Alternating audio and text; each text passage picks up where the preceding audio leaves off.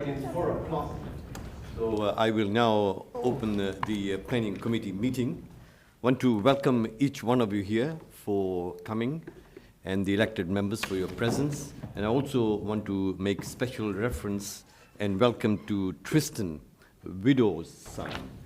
And also we have Sarah White, the Senior Cultural Heritage Officer with us, if there are any questions for her later on.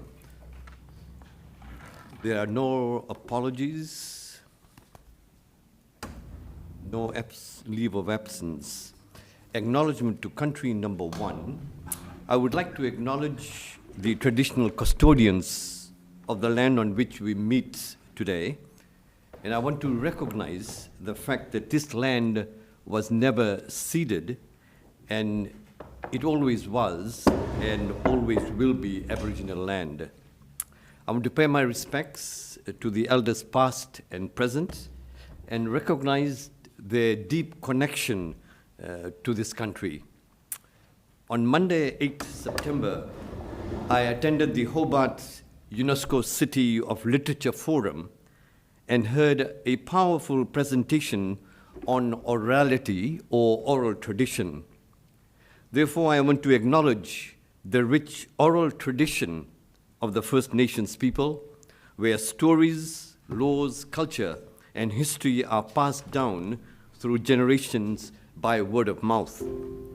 This tradition is a testament to the resilience, wisdom, and creativity of the Aboriginal and Torres Strait Islander people. I recognize the importance of listening to and learning from those stories, from the experience and perspectives of the First Nations people. It was really an uplifting and inspiring presentation on Monday. Thank you. Confirmation of minutes of the 20th of August. I would like to move my Councillor Bill Harvey. All in favour? Aye. Those against? Carried unanimously. Thank you. Number 3, confirmation of supplementary items. Consideration, I think there have been none. Number 4, indications of conflict of interest. Are there any? No. Number 5, transfer of agenda items. There being none. Number 6, planning authority items, consideration of items with deputations. We have a deputation under 7.1 and we will consider that. Committee is now acting as a planning authority under Rule 39, and I want to just remind the members, elected members, of that responsibility. We will now begin by the deputation first, and we have Scott Harris and also Peter Walker with us. So please come up the front, and I understand both of you will be speaking. Welcome. And look forward to your deputation. And I understand there are few others present if there are any curly questions that you need some assistance. So welcome and thank you so much. You have 5 minutes. At 4 minutes, 30 seconds, the bell will ring, and that's a warning that you have 30 seconds left. Okay. Thank you very much. Thanks for the opportunity, and just to outline this project, this has been 4 years in the making. This is off the back of going through a personal battle with my wife with cancer and losing my wife as part of this. It was a vision to actually see cancer care and wellness, to have a centre in the hospital precinct of Hobart that actually allowed Tasmanians to have on parity the best possible cancer wellness that they can have. A facility that is not in Tasmania. It also will include accommodation, but it's really about ensuring Tasmanians get the best possible care at a time, perhaps their greatest issue in their life when they're facing the prospect of death. So there's quite a momentum that's been created through the community getting in behind this project, and obviously for us, you know, this is a big moment for us in the sense that we've got considerable momentum around funding, and it's important that we keep that momentum going along to ensure this very critical project for Tasmania is brought to life. I might hand over to Peter to talk some more. Hi, Peter Walker from Cumulus Studio Architects. I know many in the room. Just been asked to talk a little bit about the existing building and the heritage of the project. When we first got the project, one of the very first considerations we had was, can we reuse the building? There was three critical parts to the project brief that Scott gave us. One of those was to do with creating a wellness centre space for people dealing with cancer. Another part of that was to do with short-term accommodation in the city, particularly for people who are coming in from outside the city and often don't have access to accommodation nearby, and it's very difficult to find, so something that's in close proximity to the hospital. And then the last component was some allied health facilities that both supported the business plan and helped with the ongoing revenue stream for the project. It became very evident when we were started to look at the existing building that those things weren't going to fit within the existing footprint, and not only that, it was going to be extremely difficult for us to build the additional stories required over the top of the heritage, like what was, it's not a heritage listed building, or at least it wasn't at the time, and keeping that building in any reasonable condition. The additional expense of that and the additional complications of that just made it extremely difficult. So we then looked at what we could retain from the building and decided to keep the corner part of the building to express part of its original relationship to the street, and to give that corner some historical context.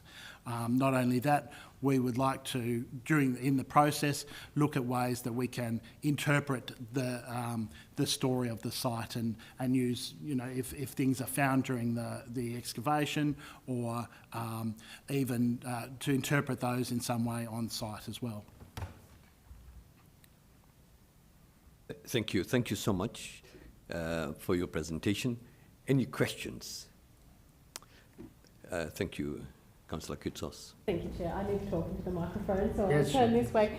But my question relates to the facade of the building, and I guess I'd like to hear some from the designer, a design perspective, how you think that facade is integrated into the design, because there's some comments from the urban design panel just about maybe how that could be better improved, particularly with the integration of the new more modern building, and then also the streetscape and the pedestrian amenity in the area whilst retaining that facade. Are you able to talk to that? Yeah, we've gone to quite a lot of trouble to make sure that the spaces directly behind that facade actually utilise the existing openings. So where there are windows at the moment, the rooms behind actually make use of those. So, and also that you have some context within, when you're in that space behind, that you're seeing the original facade rather than, so you get an awareness of that. So it is integrated, definitely integrated into the design. Whether it could be better done, I think there were, when we talked to the urban design panel, there was some commentary around trying to make the returns of the building deeper so that it felt like it was more substantial. In the next phase of development, we'll kind of, obviously within the scope of the planning permit, but we're happy to look at that, and we've done that in some degree on the Campbell Street side, but I think the reference was probably more towards the Sackville Street. And the other part of that was around trying to make the Sackville Street have some sort of activation of that as well. I think that that's one of the things that we're looking at around how to make that less of a service space and a space that can kind of flow out into the street as well, but also noting that there's quite considerable kind of access and service requirements for the theatre next door as well. Lord Mayor. Thank you. Great project. I'm really pleased that we've been able to support it with the sponsorship of the DA, and I don't think anyone would dispute the really significant need and importance of the project. So my questions are more around some of the design and process elements, nothing to do with the actual project. So just on the heritage building, you said that you couldn't, like, I'm just wondering, did you ever consider the option of sort of, I guess, building higher, like, you know, going to 6 or 7 stories and keeping more of the original building and sort of building something that sort of sits almost on top? You know, I know that those sort of things are done these days, and I know you're not literally trying to, you can't literally build on top of that building because it's structurally not going to hold it. But there are, you know, modern ways of doing these things. But like, did you feel constrained by height? That if you'd gone taller, you might have been able to, I guess, keep more of the actual building? I understand where your question's coming from. It's a difficult balancing act. One is while we thought that the planning scheme would allow some additional height, we didn't feel. There's definitely a sensitivity towards height in that area, despite having a very tall building next door and across. So we did feel that the site would support some additional height.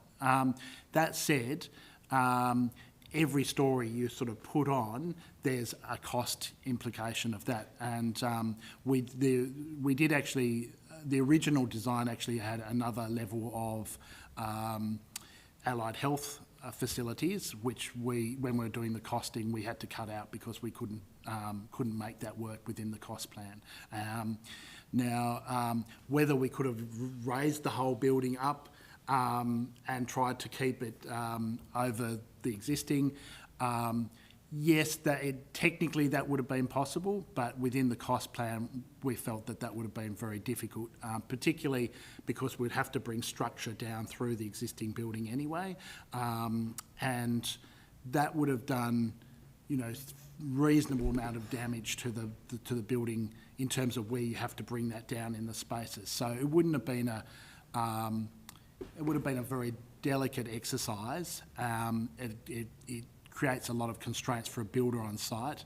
And then also, in past projects, there's sort of a threshold at about 5 stories where you need additional, like the types of cranes you need to use get more expensive to go that extra, like to 6 stories.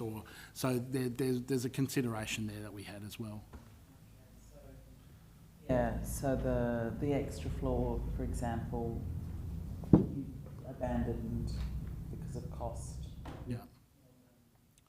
Or the cost model of making enough from the accommodation to sort of cover the rents and those sort of things. Yeah, just at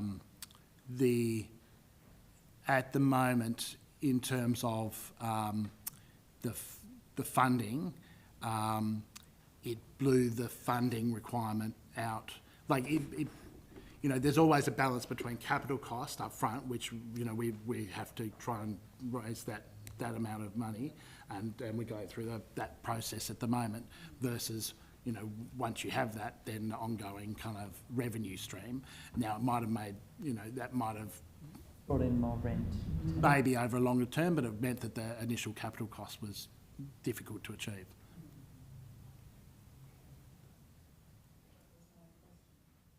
Councillor Passault. Yeah, thank you. This is a fairly detailed question, so I hope you can answer it. Heritage Condition 2 states that the demolition of the entry doorway features to the Sackville Street and Campbell Street entrances are not approved.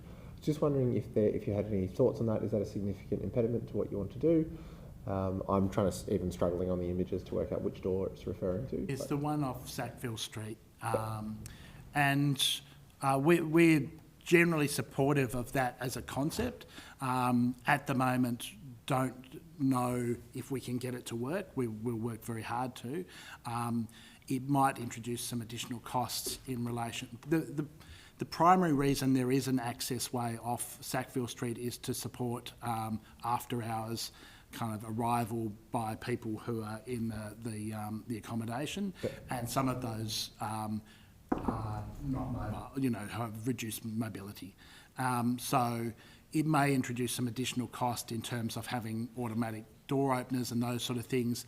I think generally we feel that we can work through it with the building kind of compliance. However, at the moment, we sort of only got the conditions the other day, so we haven't done a great deal of investigation to see if we can get that to work. Right, so it seems like that could be problematic, heritage condition 2. It's possible that it could be problematic, but I think that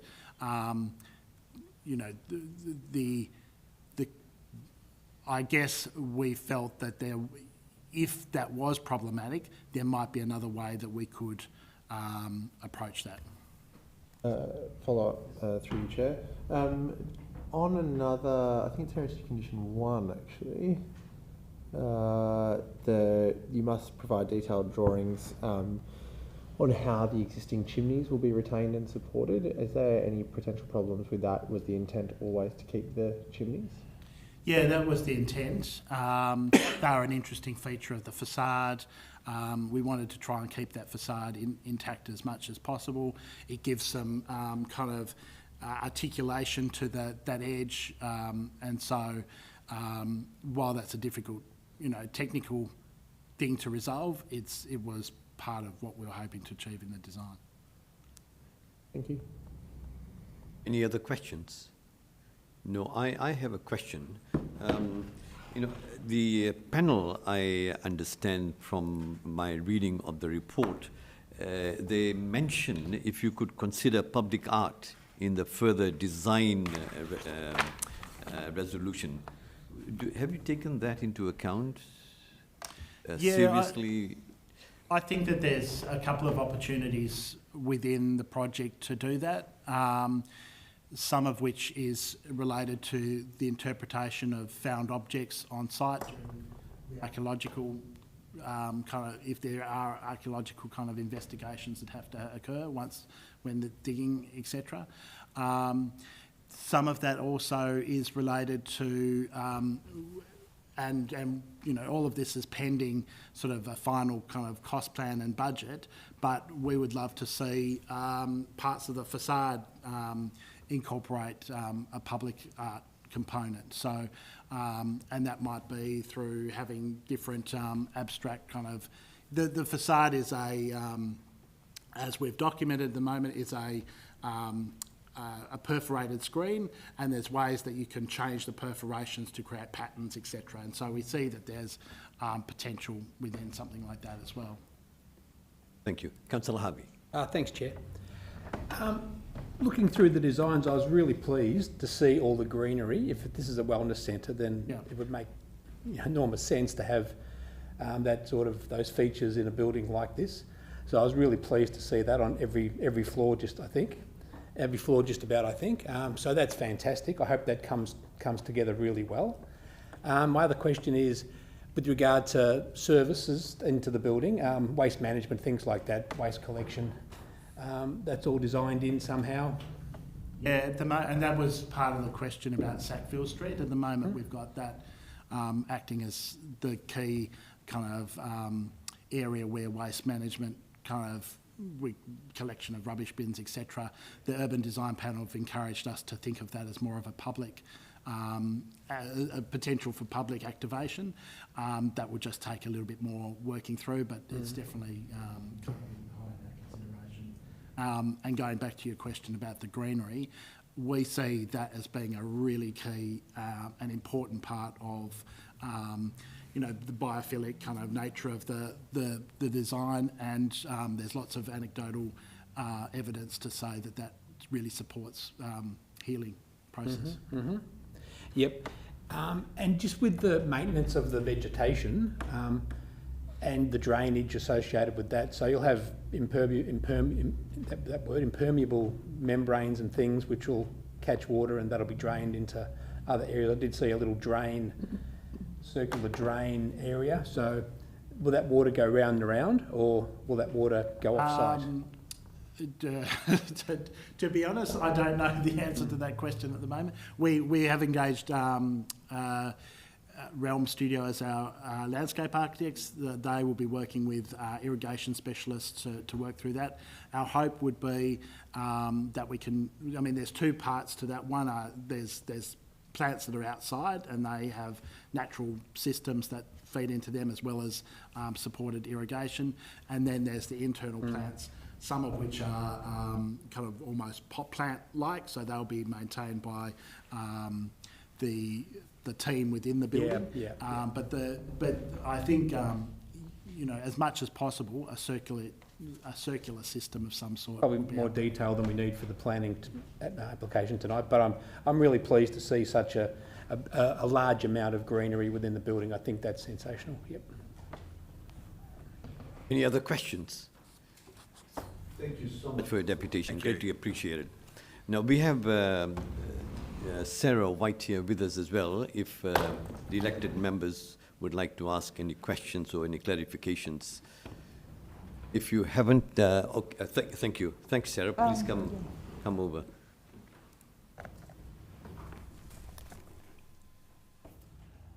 Okay, the Lord Mayor. Yeah, I guess I'd just be interested to hear about the, you know, I guess facadism is, you know, not something that really happens so much these days.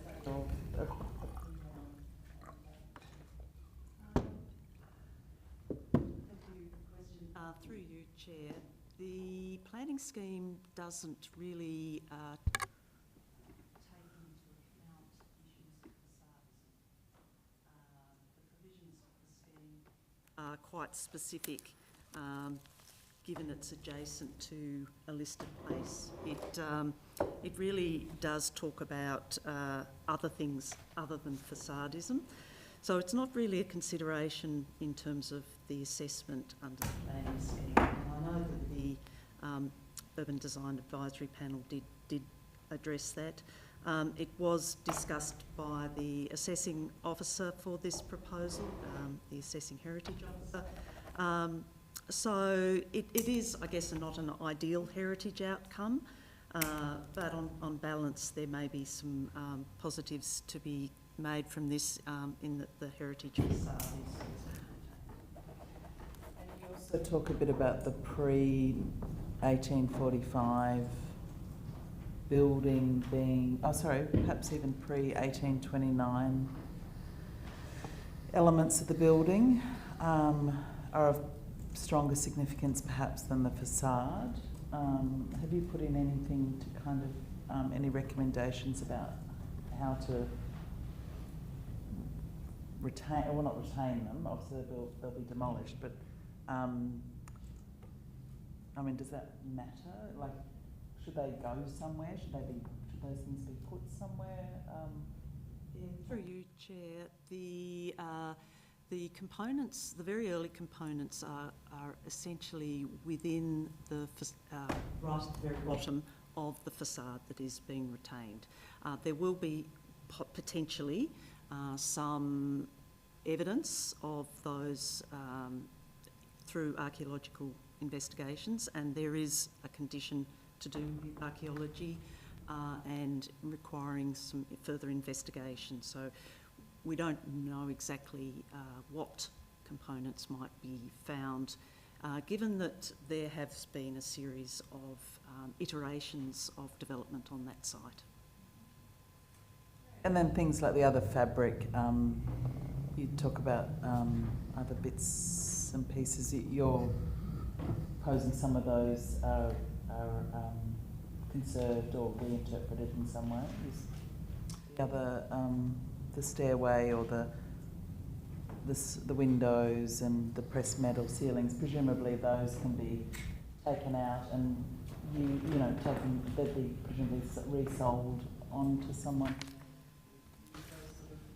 Yes, that's correct. Through you, Chair.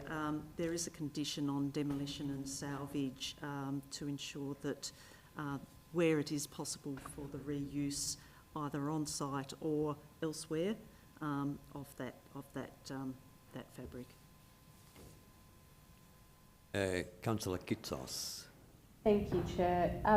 Through you, Chair, I just wanted to find out, it's my understanding from reading the reports provided to us that the new planning scheme is imminent, but under the existing scheme that this building is not a listed heritage building. However, it will be under the new scheme. So this application's come at a somewhat awkward time in terms of looking at it through that heritage lens. And I was just wondering if this staff member might be able to explain to us what, if any, way that this building would be treated differently if it was under the new planning scheme and indeed a listed heritage building. Would you like to respond, Sarah or Kristen? I'm happy to respond. Okay, thank you.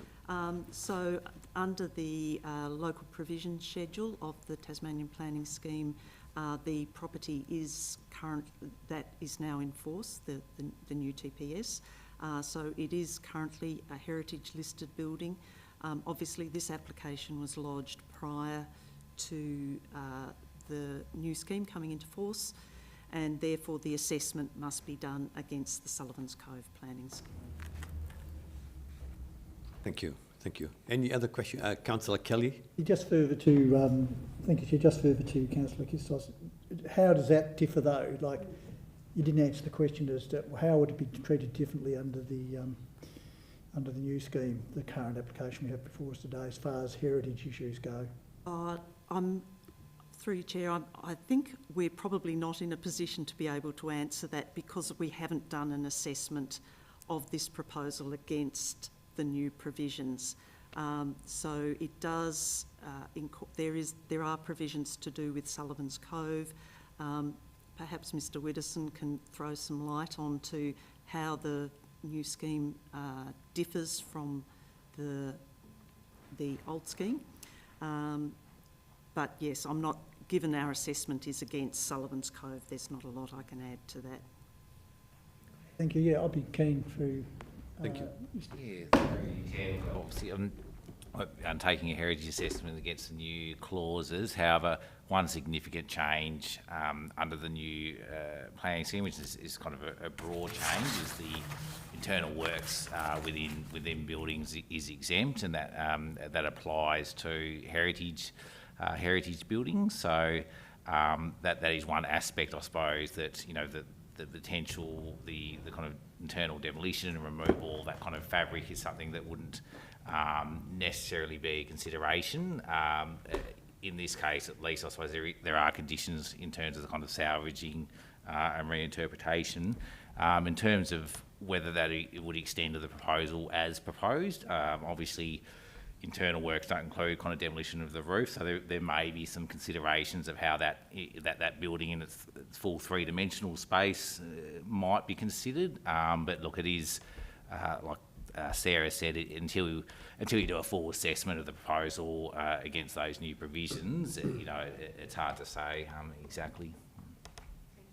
And another question, if I may. Chimneys which almost have a human status in heritage areas, I note.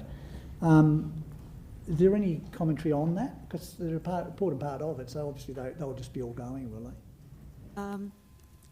Through you, Chair, there is a chimney being retained which is on the Sackville Street elevation.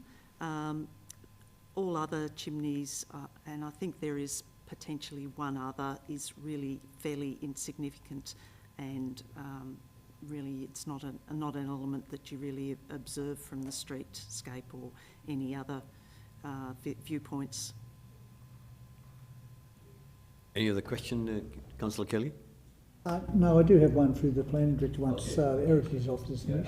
Lord Mayor, do you have a question? No. Okay. No other questions?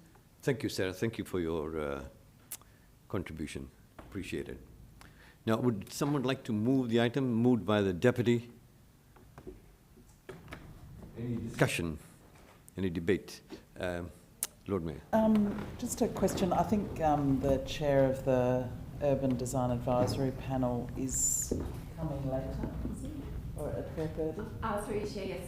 Mr Barnford is expected to attend and he'll be here shortly. Okay. So yeah, it's a bit, because my question was going to be for...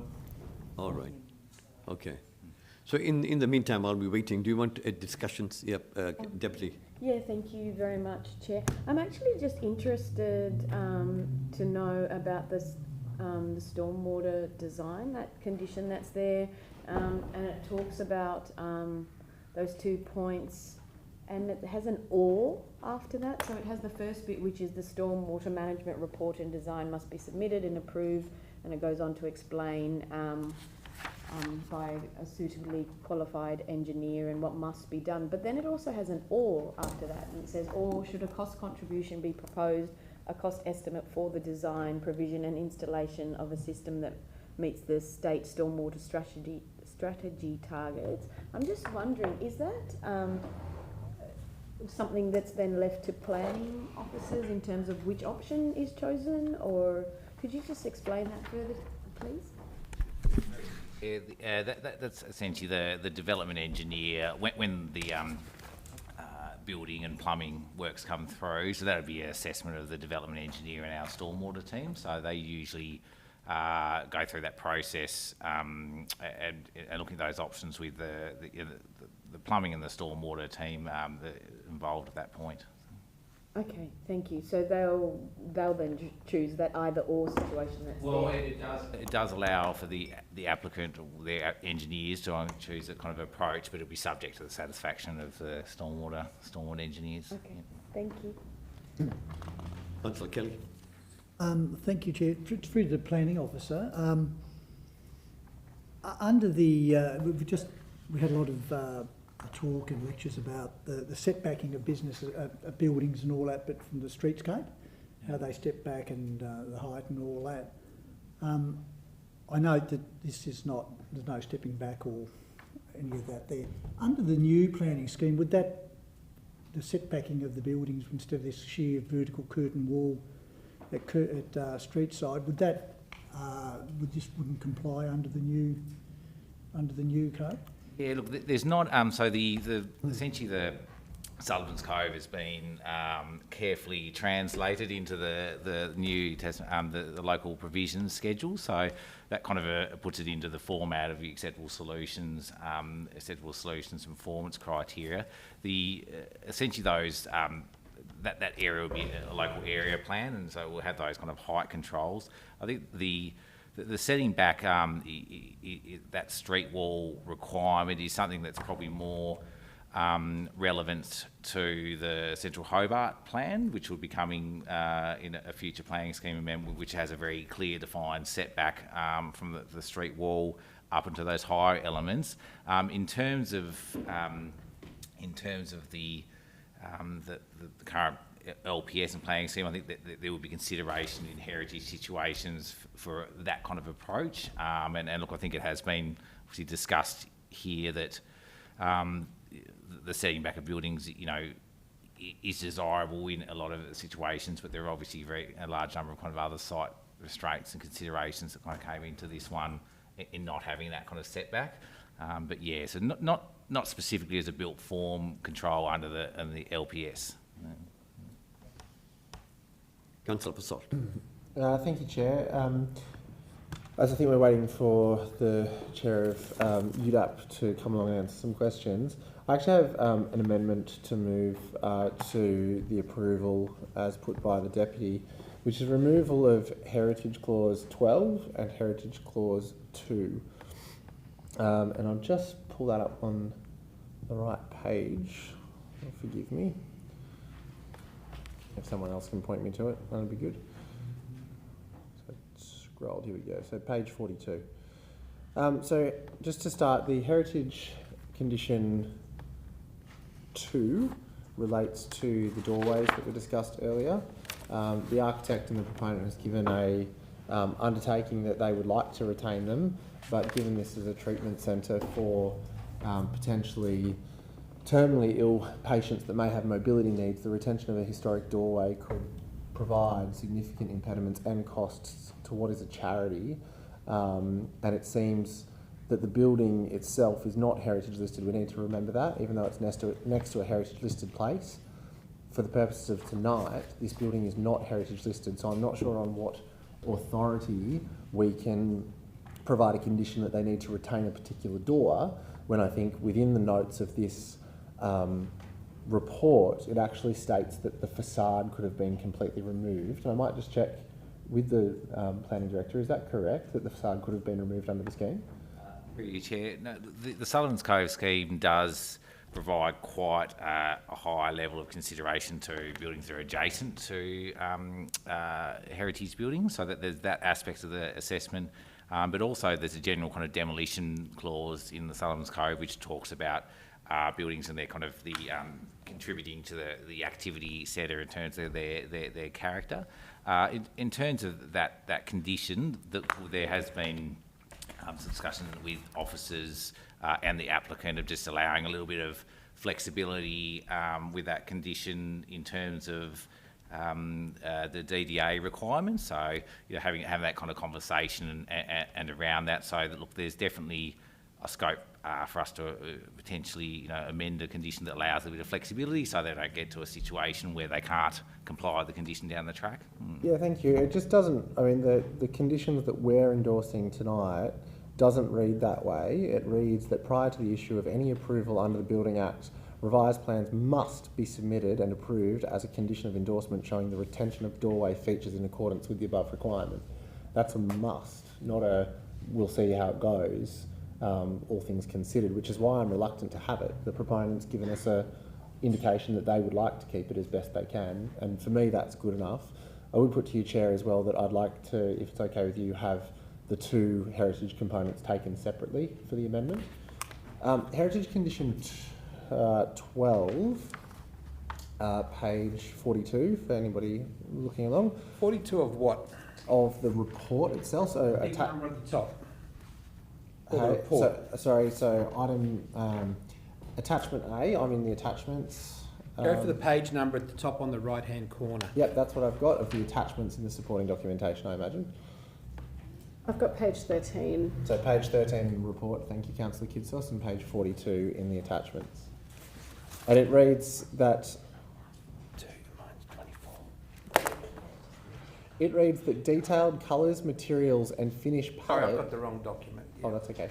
A detailed colours, materials and finishes palette must be submitted to Heritage, showing the selected colours, materials and finishes and how these will be applied across the facades of the new development, as well as the Theatre Royal Hotel facades, prior to the issue of any approval under the Building Act. Revised plans must be submitted and approved as a condition of endorsement, showing the exterior colours, materials and finishes in accordance with that.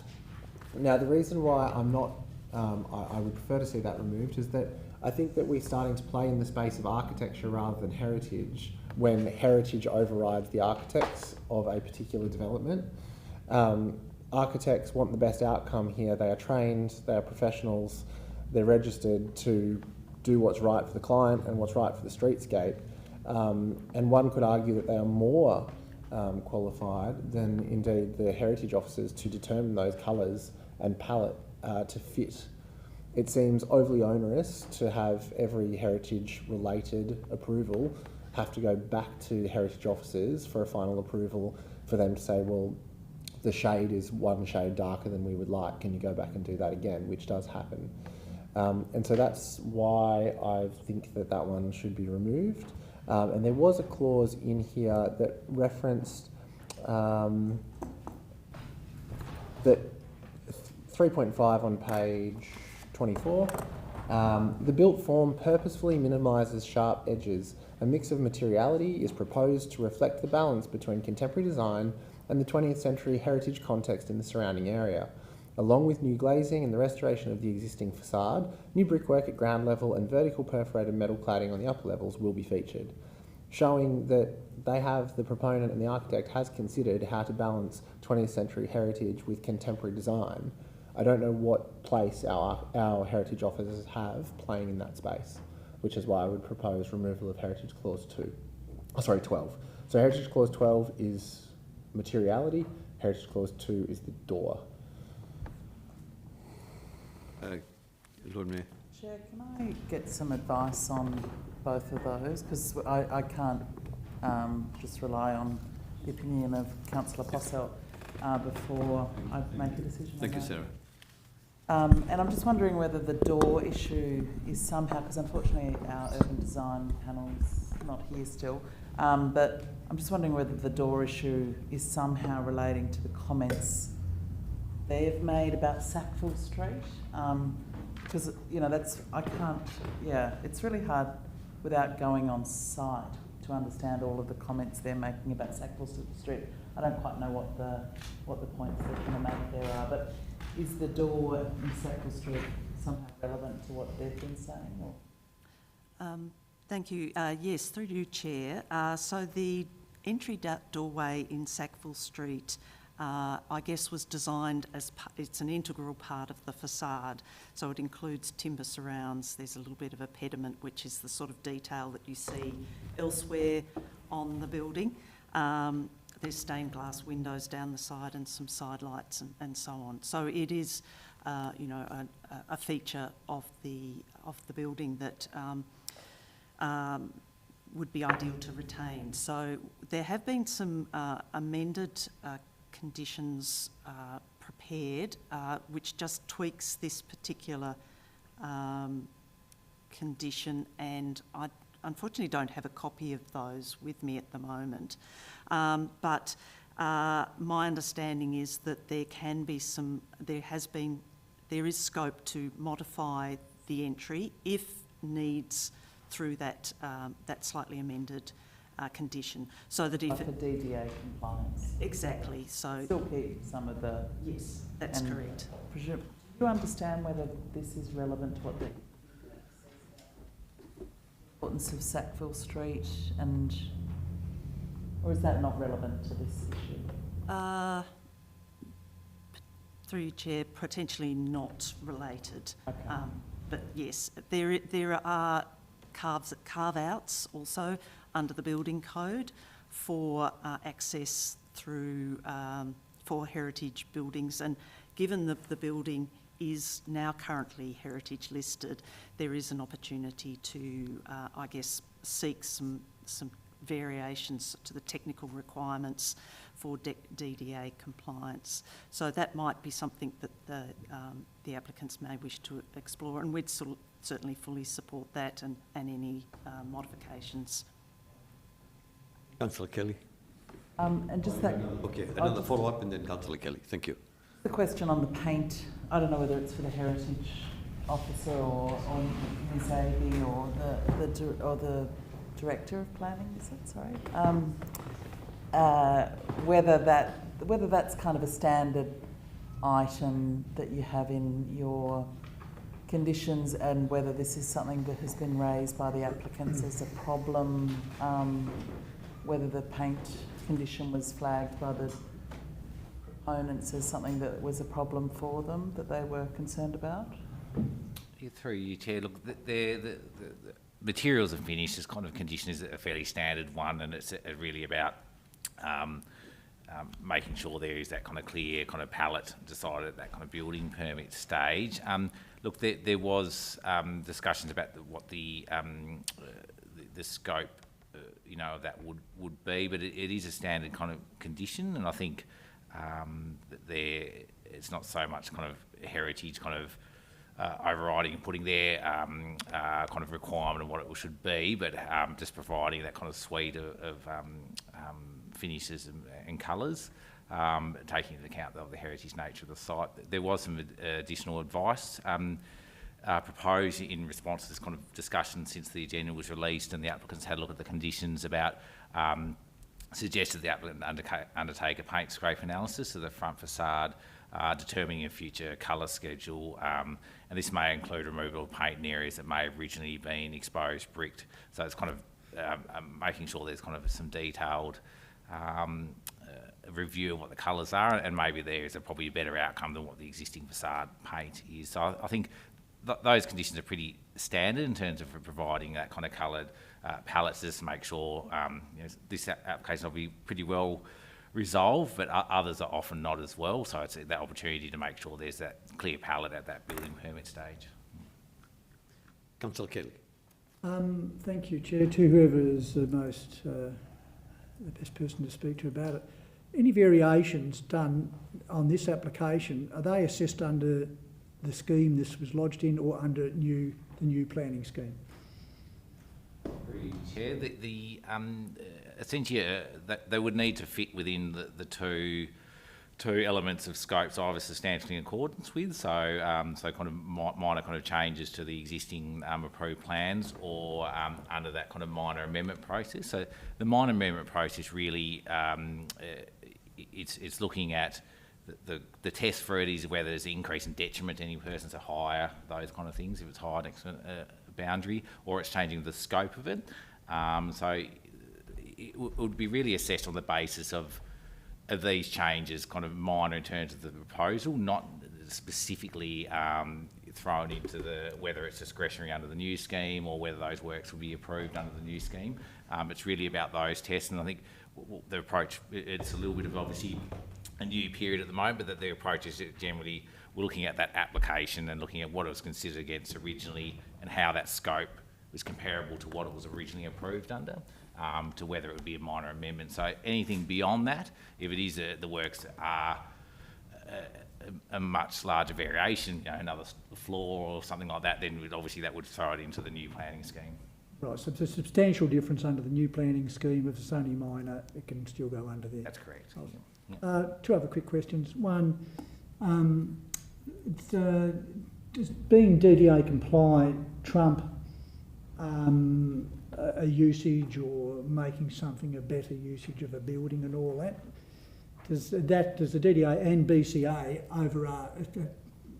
play a greater significant role in trump that of someone wanting to do something different to make the building work a bit better? Yeah, through you, Chair. So my understanding, not being a building surveyor, but under the National Construction Code, there's performance solutions. So there's solutions where properties are heritage listed. So it's about kind of working through a situation that might not be the normal fully compliant approach, but might be a modified version that still works, or there's workaround. So in that kind of performance solution. So I don't think it's kind of trumping one or the other. It's allowing for a bit of wiggle room and flexibility for the better heritage outcome, but also having an accessibility outcome. Yeah, it's just that I thought, particularly with the Disability Act and all that, and discrimination involving that it was pretty rigid as to, widths for wheelchairs and all that sort of stuff. In other words, I'd be concerned to make something. Well, it's hard, isn't it? You've got the heritage aspects of this doorway. Use this as an example, and making that work. But does the DDA stuff trump all that? And I've seen that. I've experienced it myself, where there's been virtually zero flexibility on some of this stuff, which worries me about this doorway. Without wanting to get too drilled down on a detail like this, but yeah, the murky area. Yeah, I think it's probably more obviously that main functionality. I think it's probably might be some other elements that kind of come into it, but that main functionality of kind of width and access and grade and all those kind of things, I'm sure that they would be the priority. It's probably perhaps some of the other aspects that might come into it that there's flexibility on, but yeah, it's probably really a question for a building surveyor, I think. And this amendment that's been proposed, because it's a wellness centre and all that, which is very noble, and I fully support and understand that should we be taking that into account in making a decision for something like this or not?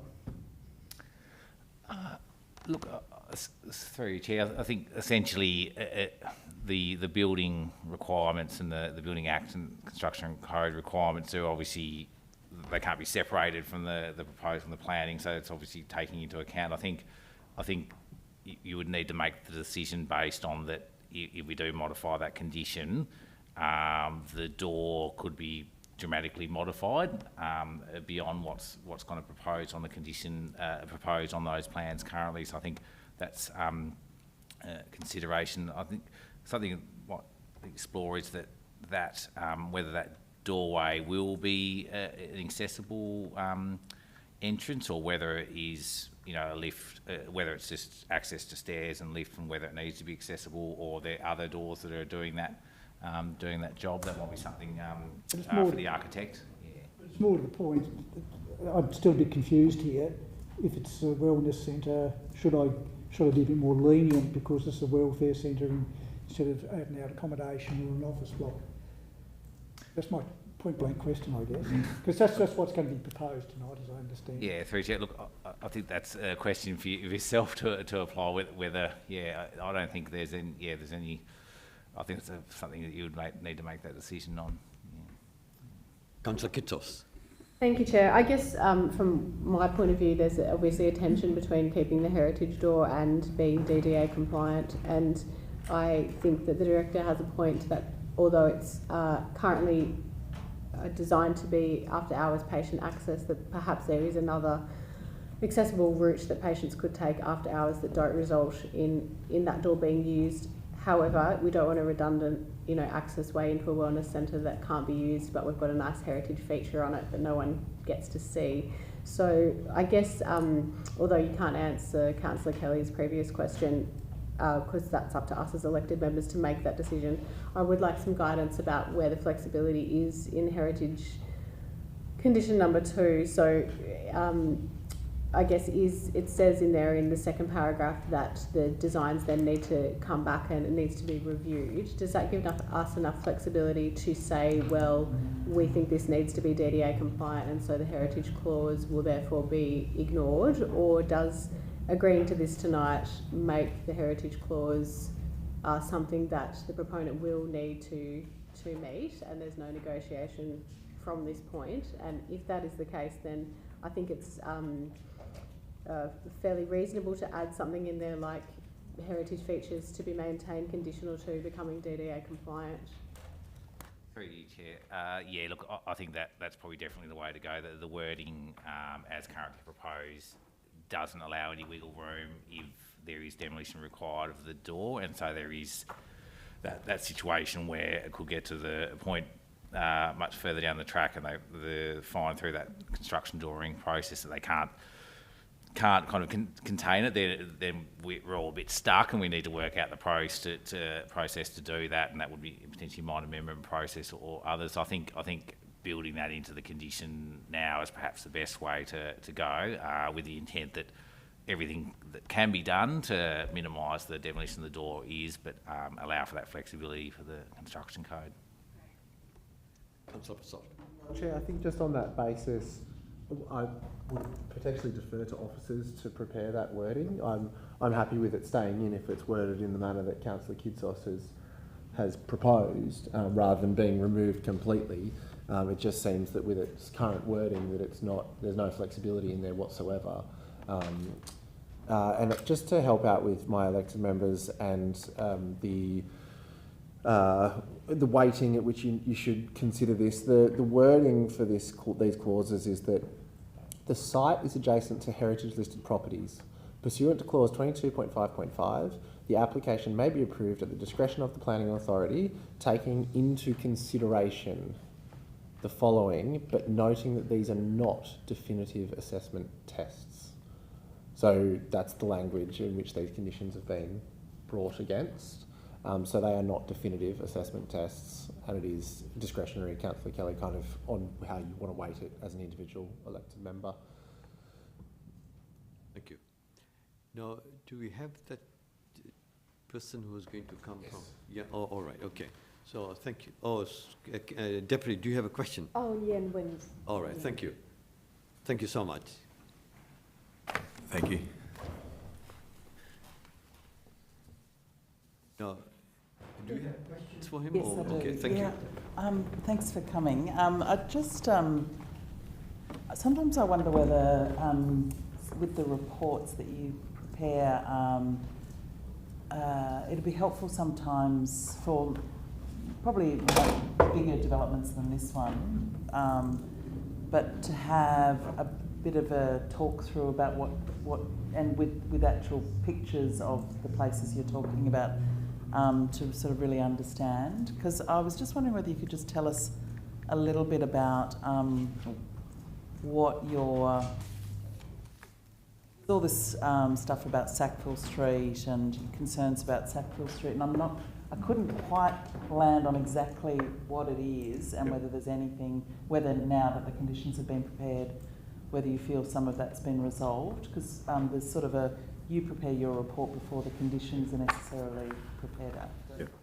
Yep. Thanks for the question through you, Chair.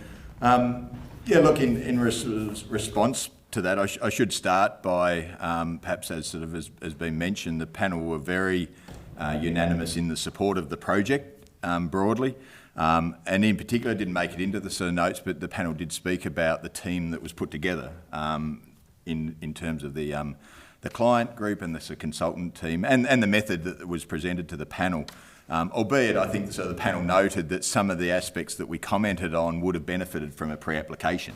Hence we did go into a level of detail that under a development application we're not necessarily able to, but we did make the sort of note that it would have benefited from a pre-application and sought to therefore through our sort of response provide some suggestions or guidance that would otherwise have come through a pre-app into obvious work that's still to be done in some of the more detailed resolution.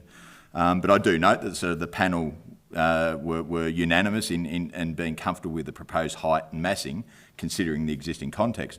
In relation to Sackville Street, a lot of the discussion was around the nature of the facade of the Theatre Royal Hotel. And it was a challenging one for the panel and one that sort of the panel enjoyed the discussion because of the challenges around it. We felt that it was obviously the retention of a facade that talked a lot about the history of that site. I think one of the panel members noted that perhaps sort of that Sackville Laneway predated the Meehan plan of Hobart. There was the social connection before the Hedberg, the Theatre Royal Hotel was essentially the foyer of the Theatre Royal, and the way the facade along Campbell turns into Sackville sort of holds that connection together. We also spoke about the challenges but interest in Sackville Street as being both a back of house for the Theatre Royal loading dock, it's the off-road access for the proposed wellness centre. There's people coming and going, the challenges of the wellness centre having to get people in and out, but also waste in and out and things like that. So we did talk a lot about that interface in Sackville. We didn't go into the detail of talking about specifics around door thresholds or anything like that. And you're right, in terms of the panel, we weren't aware of any sort of conditions being proposed. So happy to talk to sort of that which we did speak about, if that helps. I guess just to follow up, so some of the conditions around the doors in Sackville Street, in some ways, do they help or hinder the issues that you've raised about Sackville Street? Is it just to kind of, it generally keeps the heritage context of that street a little bit more? Yeah, look, I think ultimately there are a lot of contrasts in the project that we respected. The contrast being it's a very public site, and our interest in the Urban Design Advisory Panel is very much in the interest of the public in the city and the way they move around. Of course, the function of the project requires a certain degree of privacy, and we really understood that the proposal had to deal with those challenges. I think the same happens in Sackville Street, where we're looking at something that activates it. We spoke about the proposal talking with the City of Hobart in terms of making Sackville Street a safe space at all hours. I think generally the use of Sackville Street as a way of coming and going helps in providing that amenity and helps in using Sackville Street in a really productive sense. We did note sometimes there will be a truck out there for the Theatre Royal, but that's just part of Sackville Street. That's the laneway character. So broadly, I think it's a positive they are using Sackville Street to the way they are. And of course, in terms of private drop-off or getting cars close to it, that's probably the only available site they had. Any other follow-up questions, Lord Mayor? No? It's really less about this project, but just more about this issue of pre-apps and post-apps. Yeah. Again, that's sort of around your workings that I don't think we, as elected members, really deeply understand. Yep. But so, in a sense, UDAP doesn't have any power to require people to come and have pre-apps. Are you aware of other UDAPs around the country that do have that ability? Ooh, through you, Chair, I'd probably look to the side. Look, there probably is, but our recommendation, and we quite often say it both in the meetings to the applicants, where some of the less successful, or in cases like this, successful proposals that are put to us, in our view, could still have benefited from a pre-app. I think it's something that we're keen to not enforce, but seek the opportunities, and I think some of the sort of the better projects could be even better or resolve some of these issues that we may have. The benefit of UDAP is that it's a consistent panel makeup. Other design review panels around Australia often draw from a variety of sources, and you could have what we'd classify as a pre-app to one panel and a post-app, or sort of a development application through to another panel. So I think there is a consistency. There's some things that we could capture, and there's been some recent projects that have come through UDAP multiple times. I think we've commented on the subtle benefits of those pre-apps. Deputy. Yes, thank you very much. Thank you for the report. I just had a question regarding the courtyard for the users, and you did note in your report, and I'll just read it, that the proposal's reliance on landscaping adjacent to but outside the site to the north, and it goes on to talk about how there needed to be further discussion with their landscape architect around a contingency plan for the borrowed landscape, because the deciduous trees that were there, and it seemed to suggest that it was actually part of the existing landscape for the northern boundary instead of something within what was created. So I just wanted your advice around the possibility of, do you think it would be a positive to actually have a condition around that of the landscape? So for example, number one, enough sufficient deep soil for the trees to grow, space to grow, and the treatment of the northeast boundary. Yeah, through you, Chair, thanks again for the question. Look, I think the context of that, and UDAP very much provides their report, and we alert the applicants to this based on the information provided to us, the information that's presented to us in the forum and the discussion we have, and then the post-discussion. So a lot of the sort of commentary in relation to council officers, heritage and planning officers that are in there, is to also clarify what we hear as to what they might be hearing or having presented. And a lot of the presentation on the day was around the way the building had been manipulated to look to that northerly aspect and to use the tree. And there was a constant reference to that tree as being an important part of making up that external experience. Again, pointing to the reflective nature and the sort of the peace and quiet and tranquility needed in the scheme.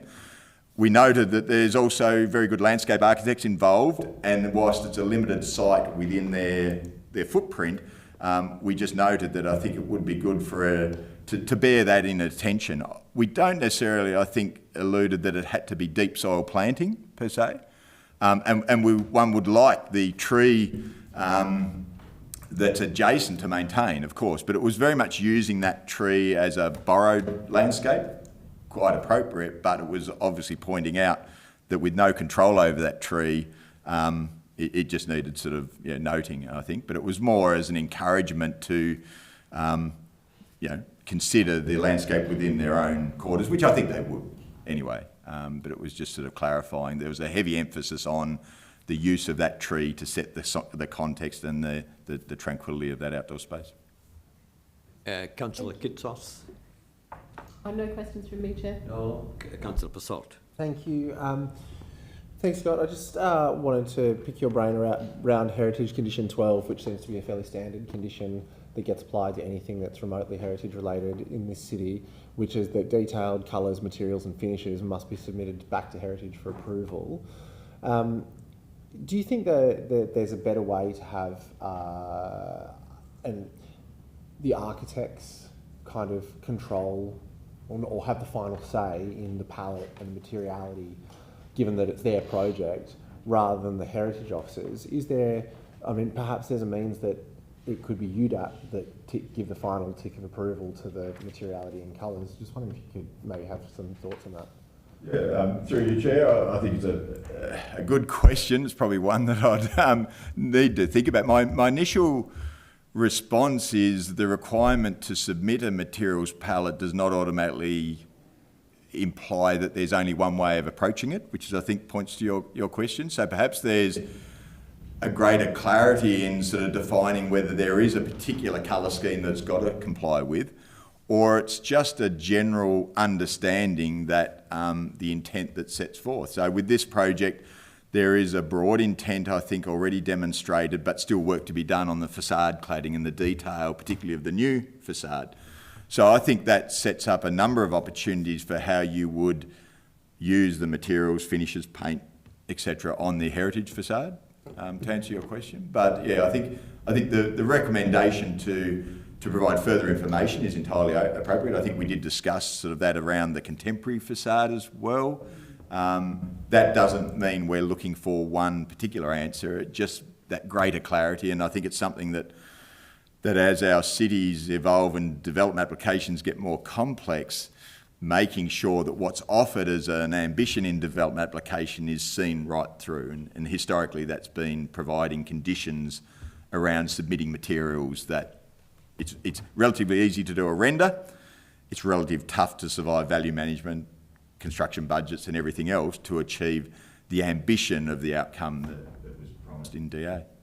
Yeah, thank you. Just one follow-up question, Chair. I just recall the Spotlight site, which everyone loved and partly loved because of the brick facade. And then after the fact, after it was approved, we realised that there was a condition listed that it not be brick, which I think caught a couple of us out, certainly caught me out till after the fact. And I know that the architects were upset by that condition. So the question remains, do you think who is the most appropriate body to assess the materiality and palette within either our organisation or external to our organisation to ensure that that creative intent continues on in an appropriate setting? Through you, Chair, I think that particular example, UDAP wasn't aware of that condition. I think that, given the reference to the brick that had been sort of undertaken through two processes with UDAP on that site, the lessons learnt from that would have been perhaps at best come back at least to be discussed with UDAP, whether they had an input into that, which I think they would have, contrary to the condition, I think. Thank you, Chair. Any other questions? No. Now, I just need some clarification here. There was an amendment moved by Councillor Passault. I don't know what has happened to that amendment in the discussion. So there was two amendments. Secondly, with regards to the doorway that was proposed by Councillor Kitsos, we need some clarification on that before we go further. So, Councillor Passault, just to refresh. Thank you, Chair. And through you, I'd ask Councillor Kitsos if she's happy for me to accept that amendment or if she would like to move it herself. I'm happy with the kind of phrasing of what you put forward. No, I'm happy for you to accept it. So the amendment, as I asked officers to prepare something, was something like Heritage Condition 2 be modified to be more flexible to allow DDA compliance to trump the heritage component. So try to retain as much heritage as possible within the limitations of providing good quality disability access. I think... It's okay. Can I get a... Lord Mayor. Oh, sorry, I think the officer said that there was something they'd drafted. Yeah, but they were not able to give it to us. Did you manage to find it? Oh, I think Ms. Davis. Thank you, Chair. Thanks. Perhaps if I can suggest that the condition includes, unless otherwise approved by the Director due to DDA concerns, or something along those lines. Will you be happy with that, Councillor Passault? No, it's still, I think the condition's still written too rigidly and too much as a direction in that setting, because it still says you must, unless, whereas I'd prefer it to say we're going to consider DDA compliance as the upper component of this rather than heritage as the upper component of this. So I'm just, so if we take the word must away and substitute with consider, will that make it any easier, or will that change the whole principle of it? Thank you, Chair. Perhaps if we had, unless otherwise approved in the by the Director in the first paragraph, and then the second paragraph was amended to state if the door is being retained, then ... provide the plans. Is what? If the door If is the door is retained, then those There things. just needs to be some practical way of the further submission of plans. Now, any more discussion, any more questions, any more? The Lord Mayor? I guess I'm just really unclear of the wording.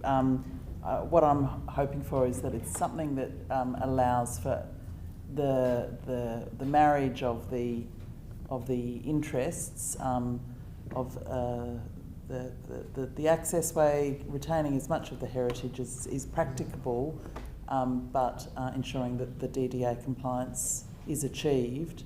If it says that, then I think I'm happy with that sort of thing, and I think it reflects what we've been talking about. But I'm just not sure exactly what wording. Yeah. Karen, is it possible for you to work on that particular line with the practicality plus in compliance with the DDA? Councillor Passault, Yeah, I think the don't first. you wanted to say something? The first word should probably be modification of the entry doorway features to Sackville Street and Campbell Street is approved but only to achieve DDA compliance. Can we get some guidance on that? Karen, thank you. Thank you, Chair. Could we use the term best endeavours to retain the door? Would that Yeah, something like that. Okay. Yeah. that we could use to indicate that the applicant is willing to do their best to retain the door, but perhaps give them Councillor that Harvey. wiggle room? Through you, Chair, just to the Director, generally in the past, when there's been a hiccup, when there's needed to be a modification of a condition, that's come back to Council for either approval or refusal. Is that correct? Or through the Director? Yeah, the manager, the director, Karen, but What are you? You're the manager.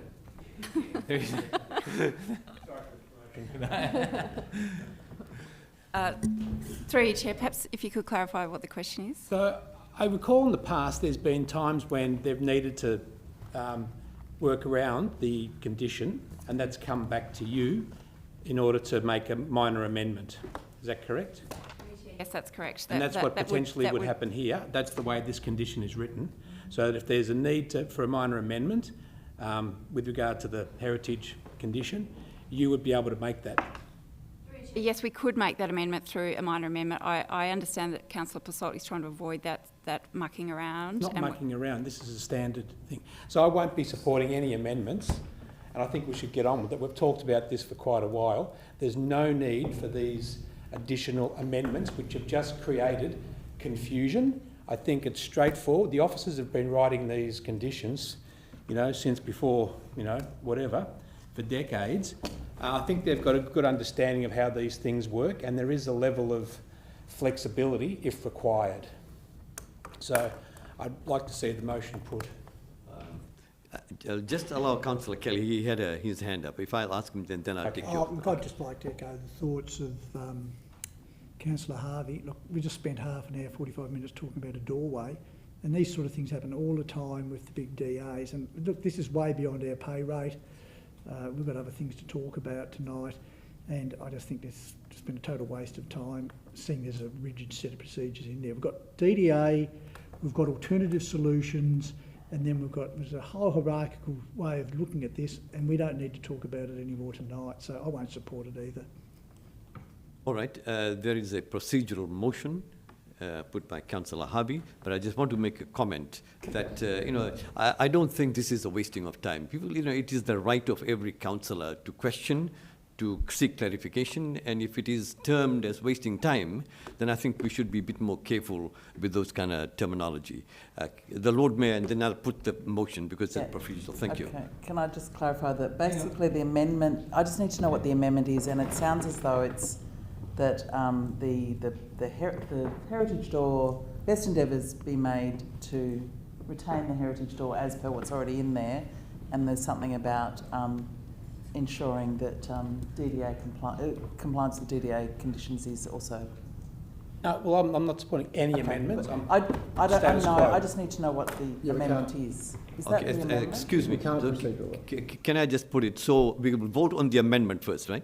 Yeah, the problem is that we don't have clarity on what the amendment is because we... We don't put amendments. Come on. Then, okay, so we won't, do you want me to put the amendment? Is that what you're saying? Or Well, we don't know what the amendment is. Yeah, okay. But, Can't proceed... yeah, no, I think they're seeking some clarification, and the Lord Mayor was trying to explain that. And if that is still not clarified, then I'll put the motion moved by Councillor Harvey. So I'll put that motion as a procedural. Those in favour of the recommendation as moved by the Deputy Lord Mayor. Recommendation for approval? No. I think we have to put his procedural motion first, which is that the motion be put. That's No, what the amendment I'm be talking put. about the amendment, the confusing amendment, that be put, but if we're gonna not worry about the amendment and go straight to the substantive motion for approval, then I'm happy for that to proceed. Okay, so let's put the amendment then. Okay, Right. can I clarify Yes. the amendment and check that the director is happy? I've just typed this up. Modifications to the entry doorway features to Sackville Street and Campbell Street entrances is approved with best endeavours to retain heritage fabric of the doorway. Is that clear, Director? Through you, Chair, yes, that does reflect what we've been talking about. My suggestion is that we also retain that requirement to submit further plans, just so Yes. we've got clarity about what is going to happen. Yeah, with the second page, the second paragraph retained. Okay, so let's put that amendment then, okay? All in favour? Aye. Those against? No. Okay. Show of hands, those in favour? 1, 2, 3, 4. Councillor, sorry.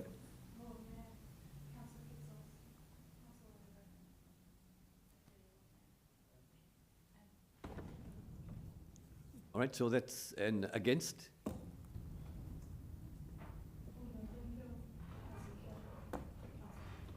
Okay, the amendment is carried. Now I put that amendment with the recommendation that was moved by the deputy. The second one, I'll just withdraw it. Oh, I think we just need clarification. I'll just withdraw the second part of the amendment, it's fine. You which is withdrawn it, around right? the Yeah. materials. Yeah, that's withdrawn. All right. Yep. So I'll put that, now, put that motion. All in favour? Aye. Those against? So we Carried. just voted for the project? Yes. Okay. Yes. With that slight minor amendment that was due. Stupid amendment. All right. Thank you, everybody. And that's carried unanimously. Thank you for your contributions, greatly appreciated.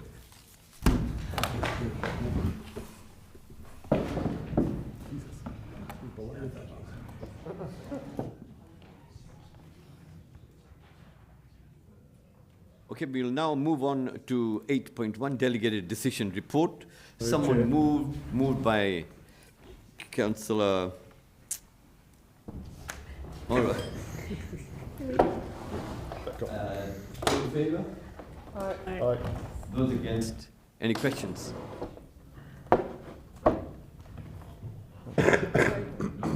Questions in general, you mean? No, 8.1. No, sorry. 8.2, someone moved. Move, Chair. Those in favour? Aye. Against? Question? Are you against or you No, are? question- Yeah, questions. okay. So, question timer. Yeah, item number 6, can we get some more information on that? 12 St John's Avenue, $5 million project. Through you, Chair, upgrades to the intensive residential parenting unit. So I believe that's sort of some state government sort of hospital, healthcare related works. Yeah, is it a new build or is it just upgrading the internal footprint? There will be a new building as part of that development. Any other questions? Yes. Councillor Luberg. Thank you, Chair. I've got a couple just about some of these items. Quite a long list tonight, which is great to see. So item number 5, the landscaping and associated works, is that the Botanical Gardens? Through you, Chair, yes, that's correct. I don't know what they're actually doing, just any rough idea? From memory, I believe that was some works around the entryway with so Okay, that rings a recollection of that, but yeah, some minor works from in the That does ring a entryway. bell. They are doing something around there, that's right. I've got a couple of others. So item number 8's of interest as well. It's the old South Hobart Fish Shop, which has been reopened as a takeaway again. They're advertising for a mural. I was just wondering if you know what the mural is. Yes, through you, Chair. It's a graphical reinterpretation of the rivulet, so some nice swirling waterways and some ferns, I guess, to celebration of the area and its natural values. And I presume it's mainly on the Weld Street side where there's a huge canvas? Yep, fantastic. And the last question is just item 26, which looks to me like it's the Talbot Tavern on Newtown Road. It's changing to a little bit of a change of use. I'm just wondering if that's just the bottle shop. There's a bottle shop site attached to the pub that's been closed. So that will be the bottle shop site, and it's proposed to change to a butcher's. Oh, fabulous. Great, thank you. Thank you, Chair. Thanks. Any other questions? No? Thank you. And then we move on to 9. Someone move that it be received and noted. Thank you, Councillor Kitsos. All in favour? Aye. Carried unanimously. Thank you. Questions without notice. I do have a question today. Bloomfield. Okay, I know that on the 1st of August, I think it was, the TAS planning scheme was altered, and our recommendations to alter some of the permitted use and so forth in the CBD were upheld. But when we were looking further into that to see how it was upheld and what the definitions were, when it came to the bulky item retailing, now we basically put a recommendation which was carried to ensure that you, for any new application, for new DAs, that you cannot sell bulky items on the ground floor. It must be on the first floor going forwards. But anyone who currently is doing so will be okay. But when we looked for clarification for the definition of bulky items, I was quite concerned to find that the only definition we could actually locate was a New South Wales-based one from May 2010 for the Bulky Goods Retailers Association from the Productivity Commission Issues paper. And I think that's what we had based ours on. And it's concerning because it includes... So what's the question? Well, the question is, I want clarification on what I'm about to tell you, whether or not this is actually the Tasmanian, or will be purported to the Tasmanian definition or not, because there is literally nothing on it. So it includes things like electric light fittings, pet supplies, it includes things like party supplies, office equipment, sporting and also camping equipment and recreation supplies. So it's incredibly generic. And the concern I have too, the second question I have, so firstly, I want a definition. I want to know where can anyone who has or is considering to doing bulky retail items, they need to be aware of where to find that definition. So we need to be aware of it. And the second question is that I was also under the impression that people who currently actually do sell bulky items, now I understand they get a free kick, they'll be okay. But for instance, if any of those organisations decide they want to make a change, I'd like to understand the significance of significance of change that would then trigger a DA, which then would then re-explore their suitability to continue operating as they are. Because my understanding at the time when we discussed this and passed it in council was that if a business that was selling a defined bulky item put in a significant alteration to their building, they may find themselves having to basically re-prosecute the ability to even continue to be there. Could you ask the question though? But the question is, I want to know what the substantial change in the DA requirement would be that would trigger the re-prosecution of being able to retain their business where they are. Thank you. Or not. All so right. There's two questions. Okay. Any other questions? Lord Mayor. Yeah, a couple of questions. First one was just seeking an update on the planning scheme amendment for the inclusion of a scenic protection area for the eastern face of Kunyanyi Mount Wellington. Through you, Chair. Look, I'll address the commercial, the bulky goods zone question. So just in the first, so the definition of that bulky goods sales is defined in the planning schemes. It's not a general definition, so it's specific to the Tasmanian planning scheme. And so that's the use of land for the sale of heavy or bulky goods, which require a large area for handling, storage and display. Examples include garden and landscaping material suppliers, rural suppliers, timber yards, trade suppliers, showrooms for furniture, electrical goods and floor coverings, and motor vehicle, boat and caravan sales. So just there's the two aspects of that, the city zoning. So there's the central business zone area, which has that requirement, and it was previously in that requirement as bulky goods sales generally kind of discouraged in that central business zone. The change that we previously discussed with the commercial zone, there were some changes to the use there, which did move that bulky goods use classification into a discretionary use class. In terms of how that affects future development, if they want to do alterations or extensions, so the planning scheme, the state planning provisions do essentially downgrade that discretionary use to a permitted use, as long as the proposal does not establish a new use, so another car yard or something like that, or substantially intensify the existing use. So for those smaller alterations to existing bulky goods in those areas, then that's it's obviously potentially dealt with as a permitted use. It was only then if it's substantially increasing it, it'll be a discretionary use, and even that allows consideration if, for example, they're in an area which is dominated by those bulky good uses, you can go through a discretionary pathway to approve it if it's considered appropriate. It's really just trying to address the underutilisation of sites in those zones for this large-scale kind of garden supplies and all those kind of uses where sites might be better used, essentially. So the definition that I was... No discussion. Can you please, we understand that it's a question time. You asked a question, the to answer has been given. understand that it didn't include those other definitions. That's what I'm asking, because the definition that I was supplied was quite different. So can we please be supplied that definition that you've... So can you take that in writing? Take it notice and then we'll supply the answer. And the Lord Mayor's question, do you want to respond or take that? Yeah, no, can respond. Yeah, respond. So that is currently being worked on through at the moment. So there's scenic protection code.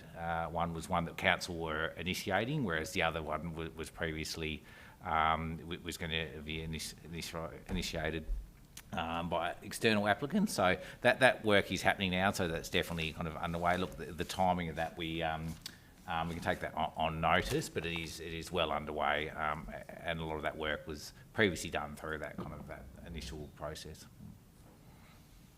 Further question? Just another question, just around, this one might be one for take on notice, is can we get some advice on how council could make pre-application meetings with its Urban Design Advisory Panel mandatory for projects over a certain size in the city, and also an understanding of whether other capital cities have a mechanism to create that pre-application conversation between urban designers working for the city and major developers. Through you, Chair, we don't have the power under the Act to be able to force someone into that process. We could guilt trip them into it a bit, but we don't have that statutory power to force that before submitting an application. So anyone can submit an application any time. We have to assess it. So there's not really that mechanism to do that. How we deal with it in the process is something that it's a policy. Once that process is started, and it's kind of we can manage that within our statutory timeframes, and it's understood. But to require that as a pre-app would take modifying the Land Use Planning Approvals Act, essentially. So how about something like a particular purpose zone, rules within a particular purpose zone, saying that if you've got a project over this many square metres or this many floors or this many millions of dollars, this is a requirement. Like, would there be something through a particular purpose zone you could do that? Or I'm just wondering if there's, or a bylaw, I'm just wondering, is there another... Chair, I think we're moving into discussion here. No, these are questions. Still asking the question, yeah. Otherwise I would have pulled her. Through you, Chair, we can't. I mean, the planning requirements. So we can't refer to a process kind of prior to it. I'm trying to think how that could work. Do you want to take it on notice? Take it on notice and see if there's a way. Yeah. Okay, take a note. Any other questions? Councillor Kitsos. Thank you, Chair. An inquiry from a ratepayer at number 4 Hatchery Court and a retaining wall at number 5 Hatchery that has some stormwater erosion problems has been escalated a few times. I'm just wondering if there's any update or whether we can please take that on notice and look into the issue for the ratepayer, please. Yeah, look, we're aware of that issue, so we can take that on notice and provide an update. Lord Mayor. One more question, and it's more of a strategic rather than statutory planning question. Is it possible for us to seek information from Tasports about the amount they've spent in the last 5 years on public realm upgrades, improvements in the parts of Hobart's waterfront that they own? Through you, Chair, we'll have to take that on notice, probably a legal and disclosure kind of question, but yeah, we'll... Councillor Passau. Thank you, Chair. 2 questions from me. One following up from the Lord Mayor's question. When you're considering the application necessity or imperative for large projects, in your response, can you consider potential financial rebates and incentives that we could give?